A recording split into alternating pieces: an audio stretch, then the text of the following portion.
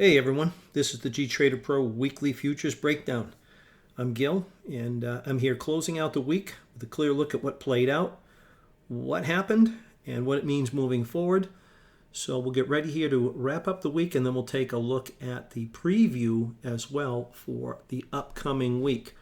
This, of course, was a short week with Memorial Day, so we had a 4 trading day week, and overall, it was a fairly quiet, contained week. But let's take a look at what we said would happen under normal conditions, and let's see what happened. So as we talked about last Sunday with the ES, we'll start with the ES, 58.14 was our key level to hold. And we said last week, coming into the week, that if the S&P could hold 58.13, it would first head back to retest 58.68 to 58.70, which it did. Here Monday we got a real strong run up, and then the ultimate prize was to retest 59.57. We said that this was a daily bottom, and we would have a multi-day advance, and we would test at least 59.57 once again. We actually made a new high above the prior week high. This was very interesting up at the 6,006, 6,008 level. But this is what we were looking for under normal conditions, that holding 58.14 would advance the market up, testing last week's highs, which we did. We settled back down on Friday, notably still above 58.70. So this was a pretty decent close. We did not close out the week above 58.57, didn't expect to. So we are fairly well contained now. So as we come into this week, we have same critical areas. We may stay fairly contained once again this week. Eventually this market is going to break, and I believe that that is going to break to the upside and ultimately get to our 6,030 and much higher. That may or may not occur this week. We may stay fairly range bound. Our critical prices continue to be 59.57, 58.14, with somewhat important in between 58.70. So these really are our critical. If we were to close daily below 58.14, 58.15, we see a much bigger decline coming before any further advance occurs. As long as we're staying above this level, we're out of harm's way. Ideal closes are above 58.70.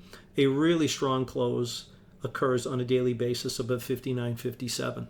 So look out for that. If we get that close above 59.57, I believe that would be the signal to reach 6,030 or higher in the course of the week. So it's going to be a really important start to the week as we come into Monday. More tariff talk, obviously, seems to be the key for the market. We've got some key economic reports coming up, but most important is any tariff talk, and we'll see how that drives the markets during the week once again. Let's move over to the Nasdaq. Another really good call last week was for, again, this daily bottom. Normal, as we said, was going to be sideways to higher as we come into this week. The critical price that we had put on the line on the sand was 20,950.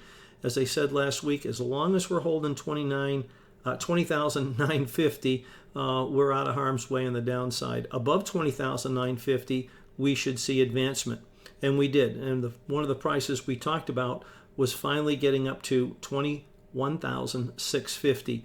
We had talked about this level the prior week. We didn't reach it. We came back into this bottom, and I said under normal conditions we're going higher this week with likely another attempt to reach that 21,650 level. That occurred on Thursday before the market settled back yet again and closed fairly well. They certainly closed above 21,227, which continues to be interesting, not the most critical prices. If we get a daily close coming up this coming week, 21,486, if we're above this level, certainly we have 645 once again, and then the potential once we get above 645, there's considerable upside. So the question's going to be, can this bottom hold? Can we begin to firm up perhaps we have another week of some sideways and consolidation. I would not be surprised to see another week of somewhat of a consolidation type behavior in this area of price. Once this consolidation is over, I believe the break is going to be to the upside.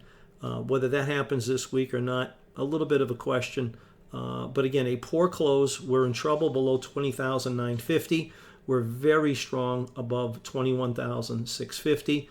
I believe that the Nasdaq, at least coming into the early part of the week, will continue to battle out between these areas, and we'll see how it plays out. But my expectations is for this coming week, a little bit more sideways, a little bit more consolidation, and a fairly narrow range for the Nasdaq until we get above 645.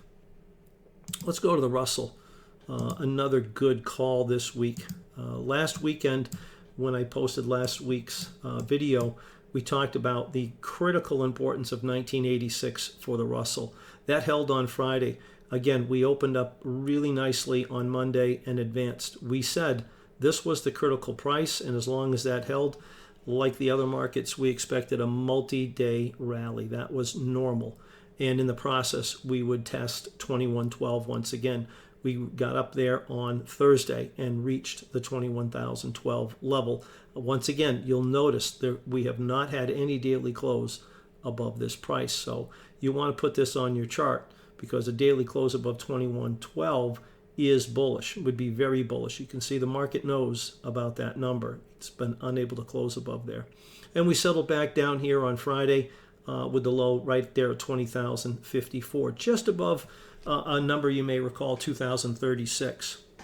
As long as we're above that 2035, 36, 2054 level, we're in decent shape. The Russell, once again, probably going to stay fairly contained. There may be a good range here for the Russell this week. Again, on the upside, to be really most bullish, we need to get above 2112. That continues to be an issue. But again, as long as we're supporting on 1986, we're out of harm's way with a deep decline possible. So I'll be watching how we open Sunday night, Monday, relative to 2054. Best case scenario for the Russell this week is all daily closes are above 54. That would be good. Strongest above 2112. Don't be surprised if we see a little bit more consolidation again early in the week. Let's go to the Dow, shall we? YM, again, as the others, put in that daily bottom that we talked about last weekend.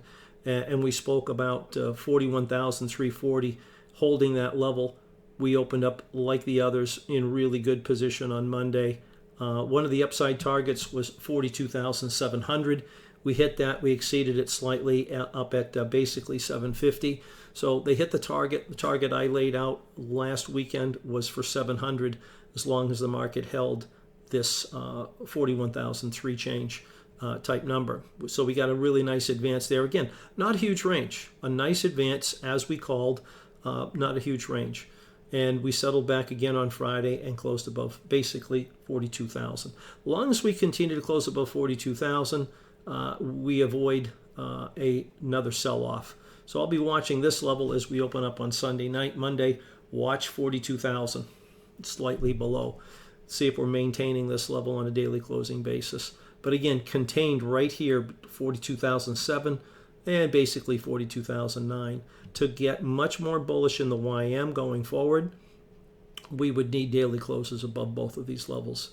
So again, we may see another week of a bit of consolidation. We've got a nice uptrend going, as we have with the other indices. A bit of consolidation here wouldn't be a surprise. And as we go deeper into June and July, I'll be looking for further advancement. So the question's going to be this week, do we see that advancement, or do we see a bit more on the consolidation side of things? I'm looking for more consolidation. A nice trading range. We'll have great intraday trading in these indices this week, and I'm looking forward to that. Overall, the daily may stay pretty contained. The week may stay fairly contained. Again, this week we'll be watching headlines, once again, tariff talk, among other things. And so thanks for watching. If you found this helpful, don't forget to like and subscribe.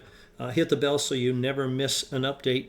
And I invite you to join our free Discord community for daily insights, trader chat.